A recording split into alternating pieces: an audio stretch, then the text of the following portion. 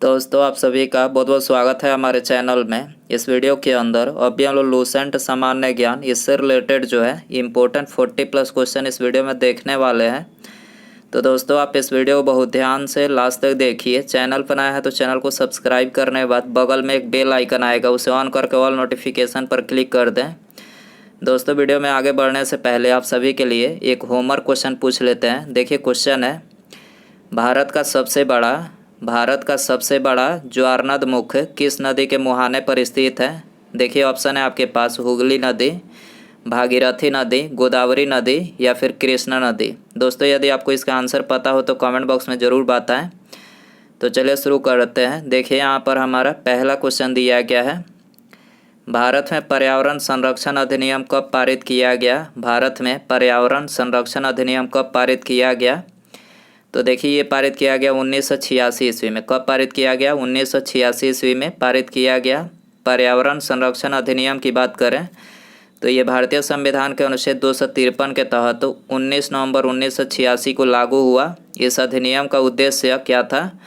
मानव पर्यावरण पर संयुक्त राष्ट्र सम्मेलन के निर्णयों को लागू करना। इसका उद्देश्य क्या था? मानव पर्यावरण पर संयुक्त राष्ट्र सम्मेलन के निर्णयों को लागू करना जो था इसका उद्देश्य था।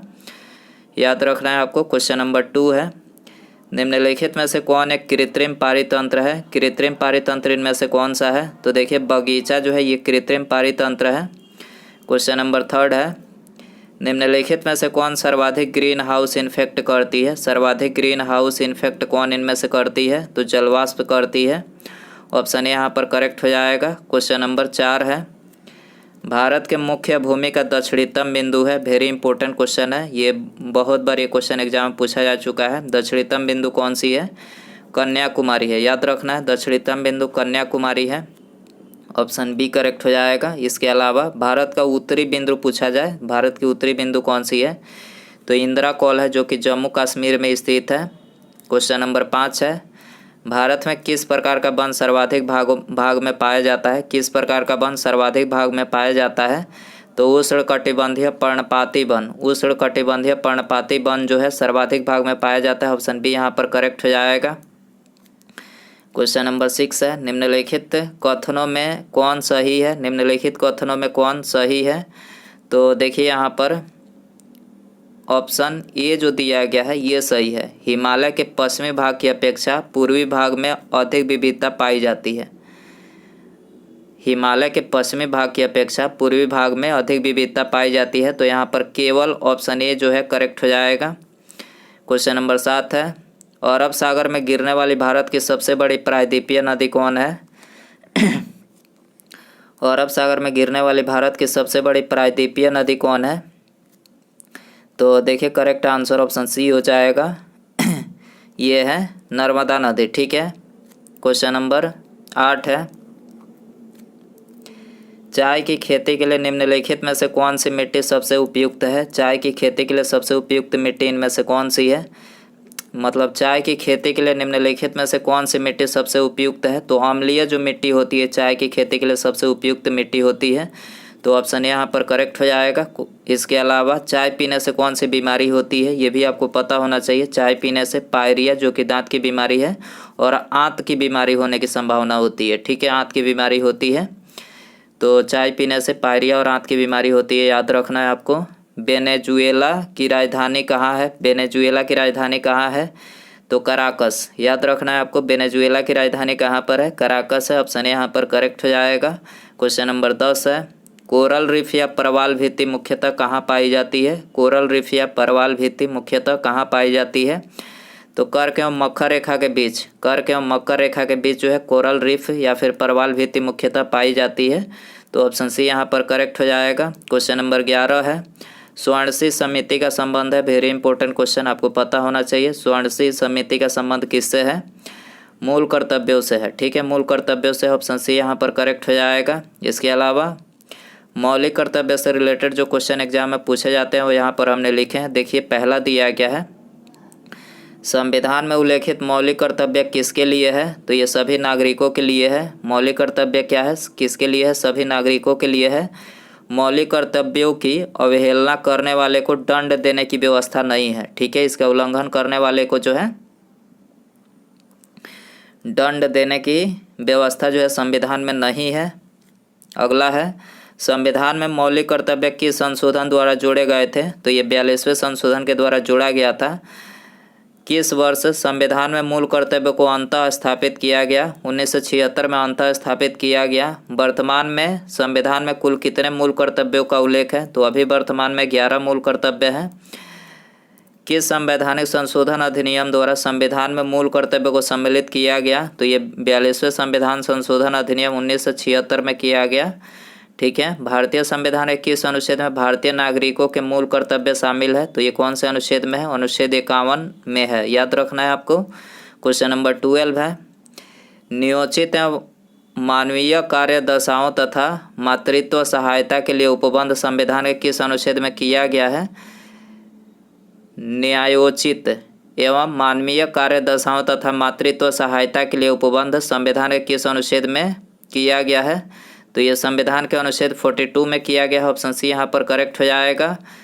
क्वेश्चन नंबर 13 है, भारत के नियंत्रक एवं महालेखा परीक्षक के संबंध में निम्न कथनों पर विचार कीजिए। तो देखिए, नियंत्रक एवं महालेखा परीक्षक के बारे में आपको इसमें बताना है कौन सा कथन सत्य है। तो देखिए, पहला कथन दिया गया है, इसके कार्यकाल 6 वर्ष या फिर 62 वर्ष, इसमें से जो पहले मतलब पूरा हो तब तक के लिए जो है इनका कार्यकाल होता है। दूसरा ऑप्शन दिया गया है, यह राष्ट्रपति के प्रसाद पर्यंत अपने पद पर बना रहता है, ये भी कथन इनके बारे में सत्य है। तीसरा कथन दिया गया है, इसके वेतन एवं अन्य सेवा शर्तें राष्ट्रपति द्वारा निर्धारित होती है। तो यहाँ पर ये तीनों ऑप्शन जो है करेक्ट है नियंत्रक एवं महालेखा परीक्षक के बारे में। तो ऑप्शन डी यहाँ पर करेक्ट हो जाएगा, उपर्युक्त सभी। क्वेश्चन नंबर 14 है, रिट जारी करना उच्चतम न्यायालय के किस क्षेत्राधिकार में आता है? रिट जारी करना उच्चतम न्यायालय के किस क्षेत्राधिकार में आता है? वेरी इंपॉर्टेंट क्वेश्चन है। तो देखिए, न्यायोदेश क्षेत्राधिकार में आता है, न्यायोदेश क्षेत्राधिकार में आता है। ऑप्शन बी यहाँ पर करेक्ट हो जाएगा। क्वेश्चन नंबर 15 है, दल बदल अधिनियम संबंधी संशोधन कब पारित किया गया? दल बदल अधिनियम संबंधित संशोधन कब पारित किया गया? तो ये 1984 ईस्वी में पारित किया गया। ऑप्शन बी यहाँ पर करेक्ट हो जाएगा।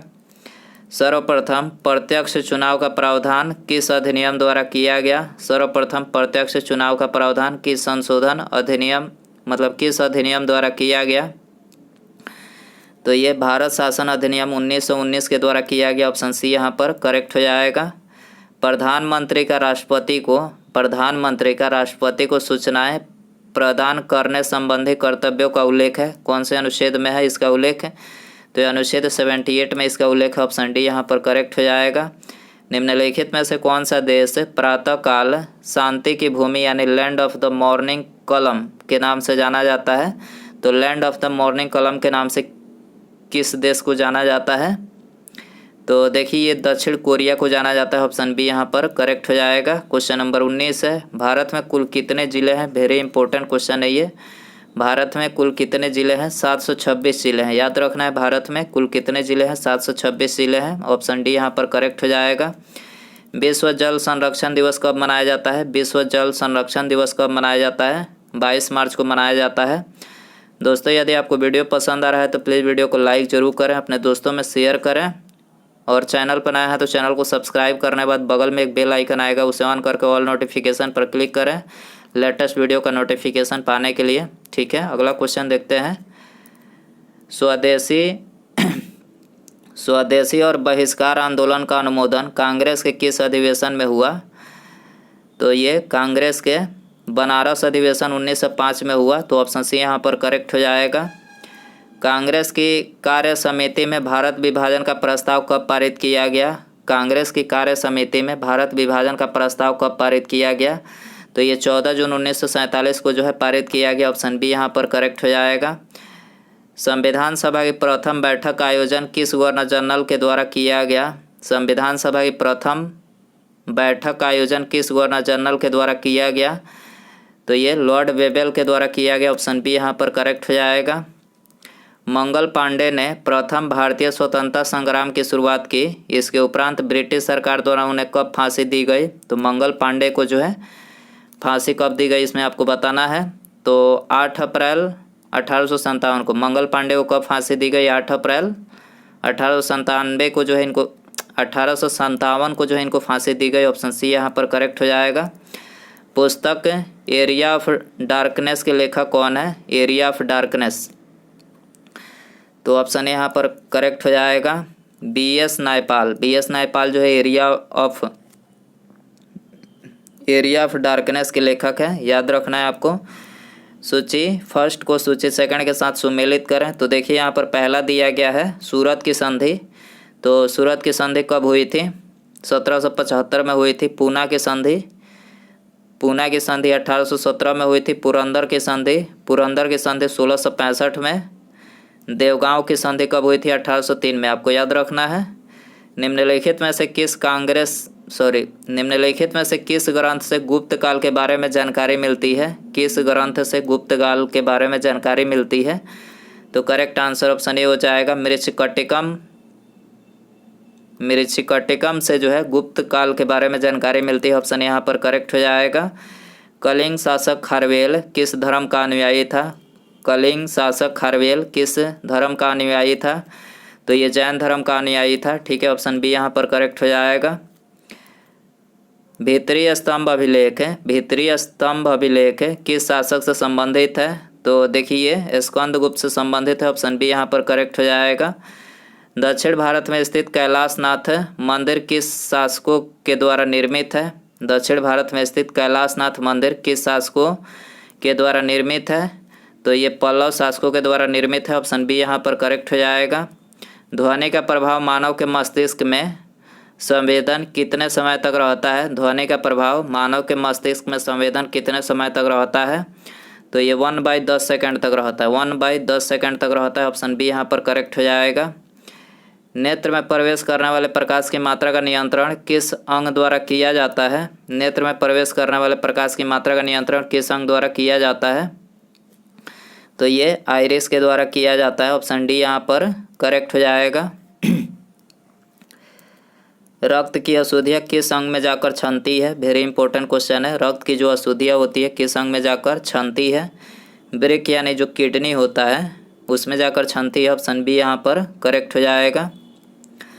रक्त का कितना प्रतिशत भाग प्लाज्मा होता है? रक्त का कितना प्रतिशत भाग प्लाज्मा होता है? तो 55 से 60% जो भाग होता है वो प्लाज्मा होता है। ऑप्शन सी यहाँ पर करेक्ट हो जाएगा। इंद्रधनुष किसके कारण होता है? इंद्रधनुष किसके कारण होता है? तो परावर्तन एंड अपवर्तन के कारण। परावर्तन एवं अपवर्तन के कारण जो है इंद्रधनुष होता है। ऑप्शन डी यहाँ पर करेक्ट हो जाएगा। एक ही पदार्थ के अणुओं के बीच कार्यकारी आकर्षण बल को क्या कहा जाता है? एक ही पदार्थ के अणुओं के बीच कार्यकारी आकर्षण बल को क्या कहा जाता है? तो इसको जो है संसंजक बल कहा जाता है। क्या बोला जाता है? संसंजक बल। ऑप्शन डी यहाँ पर करेक्ट हो जाएगा।